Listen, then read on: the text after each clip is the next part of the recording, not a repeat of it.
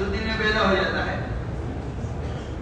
تو اللہ کا خوف ان سے نکل جاتا ہے، اس لیے کہ قلب وہ اللہ اور اللہ کے غیر کے تعصب دونوں کے جمع ہونے کی جگہ نہیں ہے۔ اس لیے کلمہ لا الہ الا اللہ کو تقوی کا کلمہ کہا گیا ہے۔ مومن کو چاہیے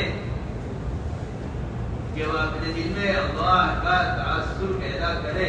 اور اللہ کا تعصب کے پیدا کرنے کے لیے سب سے بنیادی فریضہ یہ ہے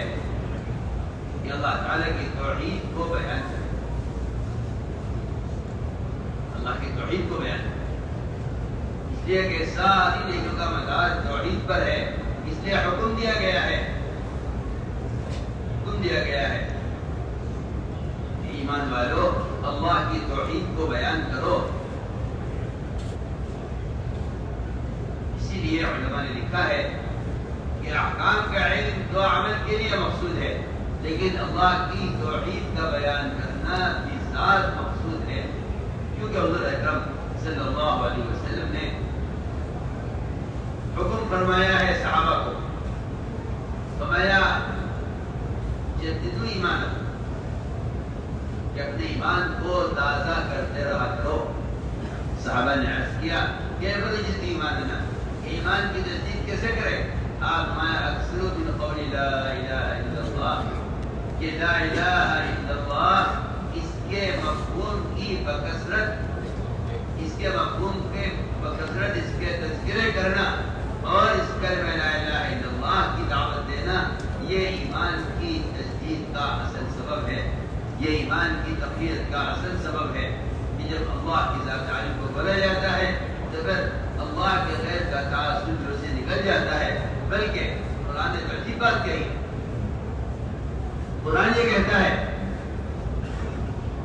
کہ جب اللہ کی توحید کو بیان کیا جاتا ہے تو وہ قلوب، جن قلوب کے اندر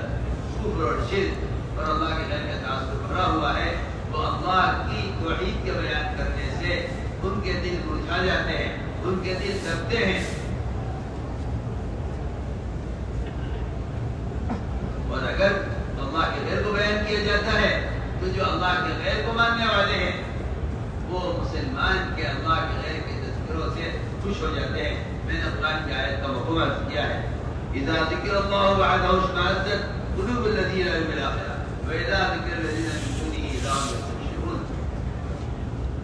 اس لیے سب سے بنیادی بات یہ ہے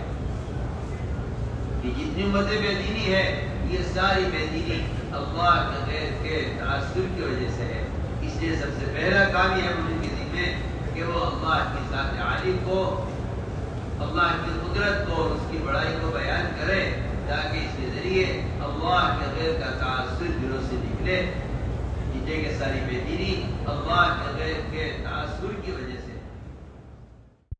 فَبِأَيِّ آلَاءِ رَبِّكُمَا تُكَذِّبَانِ